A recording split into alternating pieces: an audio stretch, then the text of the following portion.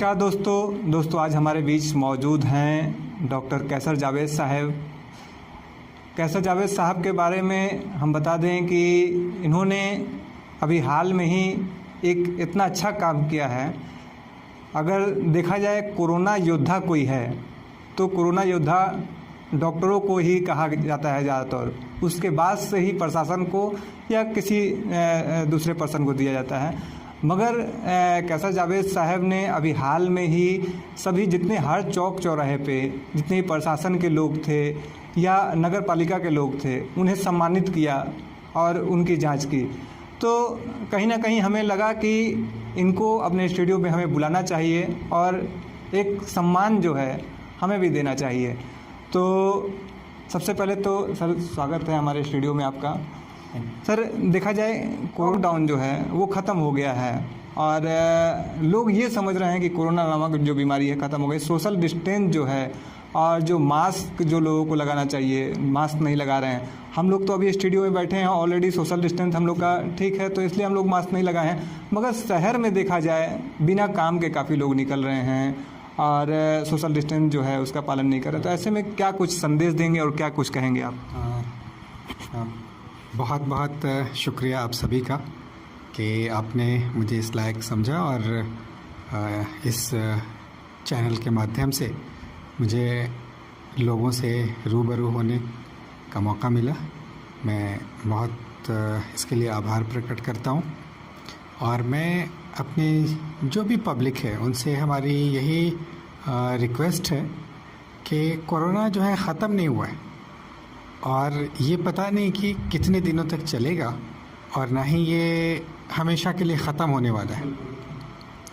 क्योंकि जो भी बीमारी एक बार जो है पकड़ में आ जाती है या पता चलता है कि हाँ ये फला बीमारी है, इस तरह की बीमारी है, वो बीमारी कभी ख़त्म नहीं होती।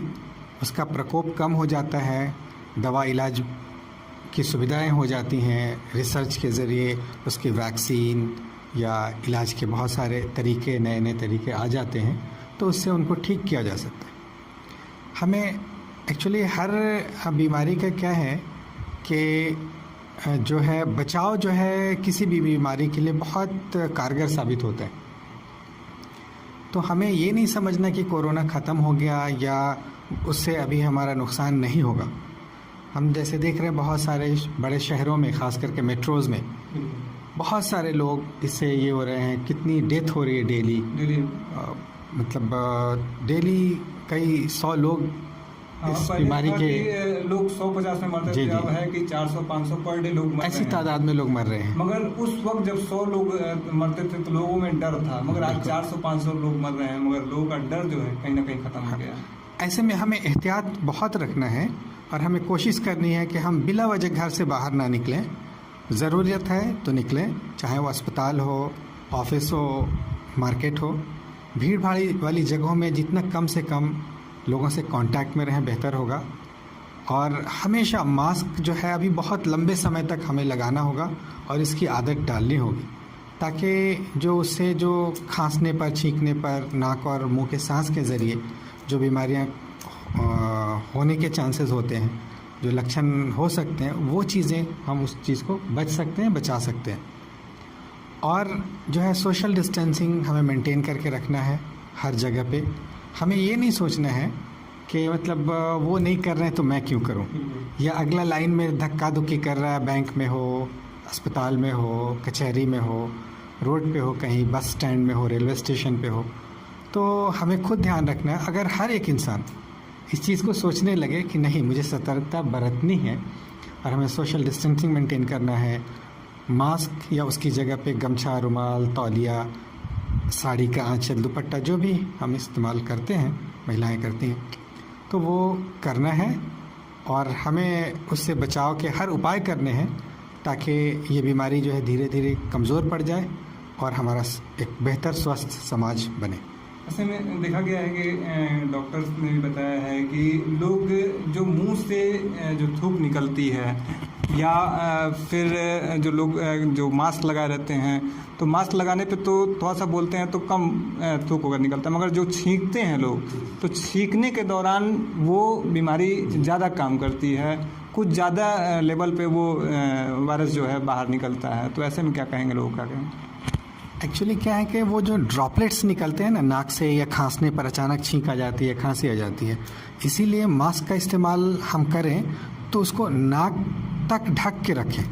ये ना कि सिर्फ नाक के नीचे मास्क को ये कर लें, जो है हाँ थोड़ी सी असुविधा होती है लोगों को कि आदत नहीं है और जो है मतलब थोड़ा सा उनको लगता है कि सांस लेने में दिक्कत हो रही है मास्क की वजह से, वो धीरे धीरे आदत पड़ जाएगी और जो है कंफर्टेबल मास्क इस्तेमाल करें। तो क्या होता है कि जो नाक से निकलने वाली जो हवा है या जो छींकने पे नाक के जरिए जो भी ड्रॉपलेट्स बाहर निकलते हैं, वो अगर मास्क नाक के ऊपर तक ढका रहेगा यहाँ तक, तो वो उसके अंदर कवर हो जाएगा, है ना। और वैसी स्थिति में कुछ गंदा लग गया कुछ है तो उस मास्क को आइडियली डिस्पोज कर देना चाहिए। तो कहीं ना कहीं सुना आपने इस जो वायरस से किस तरीके से हम बच सकते हैं। दूसरी नंबर चीज़ की सदर अस्पताल में देखा जाता है कि काफ़ी अभी जो लोग हैं डॉक्टर्स तो देखा जाए कि एक भगवान का दूसरा रूप लोग मानते हैं। इलाज के लिए काफ़ी लोग सदर अस्पताल आते हैं, मगर कुछ लोगों की स्थिति काफ़ी ख़राब होती है, सदर अस्पताल आते आते उनकी डेथ हो जाती है या डॉक्टर्स को मजबूरी में उन्हें रेफ़र करना पड़ता है, तो काफ़ी हल्ला हंगामा भी देखा जाता है। तो ऐसे में उनके लिए क्या कहेंगे? जी देखिए, बहुत अच्छा सवाल किया आपने और ये बहुत इम्पॉर्टेंट क्वेश्चन है। देखिए, हम भी जो भी डॉक्टर या मेडिकल टीम या स्वास्थ्यकर्मी किसी भी हॉस्पिटल में काम करते हैं, वो भी एक समाज का हिस्सा है, वो भी एक इंसान है। और मैं तो हमेशा ये सोचता हूँ कि इनफैक्ट हमारे जो भी डॉक्टर हैं, मेडिकल टीम है, हम पब्लिक के लिए बैठे हैं और हम लोग ये कभी नहीं चाहते कि किसी भी इंसान को हमसे तकलीफ़ पहुँचे या हम किसी को कभी ऊंची आवाज़ में बात करें। और हमारी कोशिश रहती है कि हर इंसान को बहुत पोलाइटली, बहुत विनम्रता से, बहुत हमदर्दी के साथ उनको ट्रीट करें, तभी हम उनको अच्छे से इलाज कर पाएंगे। और ये देखा जाता है प्राय कि बहुत सारे लोग जो गवर्नमेंट हॉस्पिटल्स में आते हैं, उनका एटीट्यूड बहुत ही रूड होता है, बहुत ही मतलब बदतमीज़ी से बात करते हैं या बहुत रूड तरीके से बात करते हैं, उनकी आवाज़ में मिठास नहीं होती। थोड़े से में कुछ लोग अटेंडेंट होते हैं जो झगड़ा करने पे उतारे हुए बिला वजह का। मैं कहता हूँ कि कोई तकलीफ़ है, किसी ने कोई आपको तकलीफ़ पहुँचाई या कोई गलत हुआ, तो आप बिल्कुल वहाँ जो डॉक्टर बैठे हैं या मैं हूँ या जो भी हमारे डॉक्टर्स हैं, आप उनको बताइए कि इन्होंने ऐसा मिसबिहेव किया या कुछ ऐसा, हम बिल्कुल उस पर एक्शन लेंगे। लेकिन साथ साथ हमें ये भी कहना है कि हर चीज़ में अगर पब्लिक का सहयोग नहीं होगा तो हम कैसे शांत माहौल में काम कर पाएंगे। अस्पताल जो है कहीं भी झगड़ा लड़ाई की जगह नहीं है, वहाँ पे बिल्कुल जो भी लोग आते हैं दुख तकलीफ़ में आते हैं। और हमारी पूरी कोशिश रहती है कि जो भी फैसिलिटीज़ हमारे पास गवर्नमेंट ने मुहैया कराई है या जो हमारे पास है, उसमें हम उसको बेहतर से बेहतर कर सकें, उसको बेस्ट से बेस्ट ट्रीटमेंट दे सकें। बट हमारे रिसोर्सेज बहुत लिमिटेड हैं हॉस्पिटल्स में, इसको और भी बहुत बढ़ाने की ज़रूरत है फैसिलिटीज़ की। डॉक्टर्स की भी तादाद को बढ़ाना चाहिए गवर्नमेंट को, ये मेरी अपील है लोगों से और गवर्नमेंट से।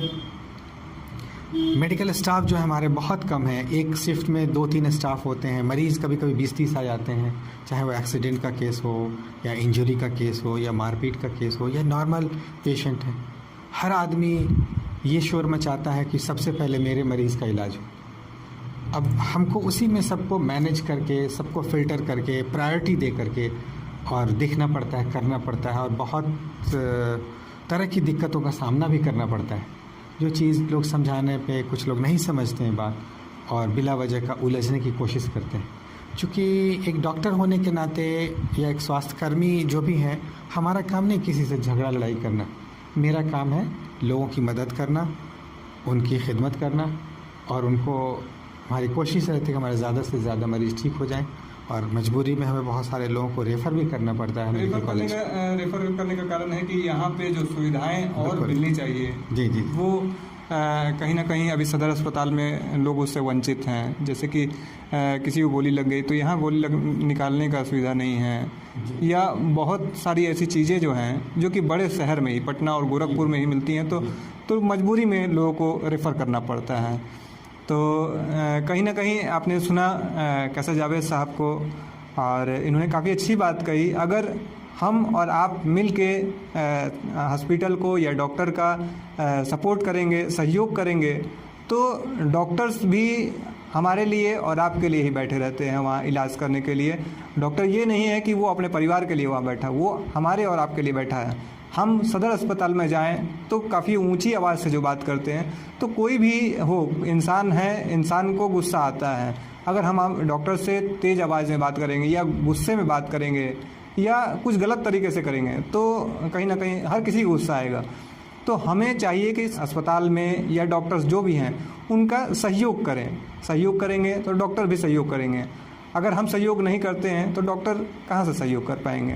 तो कहीं ना कहीं कुछ और भी सदर अस्पताल में आए दिन देखा जाता है। हम लोग तो सदर अस्पताल में पत्रकारिता में दिन भर में कम से कम 3 से 4 मरतबा जाते हैं, और इमरजेंसी जब केस होते हैं तो उसमें तो हम लोग तुरंत पहुँचते हैं।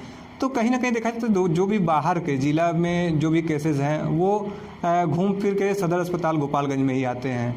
तो बहुत सारे लोगों के ऐसी मांगें होती हैं कि अगर एम्बुलेंस से या किसी प्राइवेट गाड़ी से जो मरीज़ आया है, अगर उसे एक्सीडेंट हुआ है या गोली लगी है, तो उनकी सबसे फर्स्ट मांग क्या होती है कि इलाज करना है तो आप एम्बुलेंस में ही कीजिए, वरना तुरंत रेफ़र कीजिए।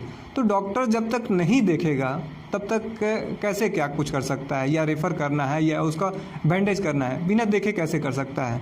तो ऐसे में क्या कहेंगे डॉक्टर साहब? जी, बहुत अच्छी चीज़ को आपने दर्शाया।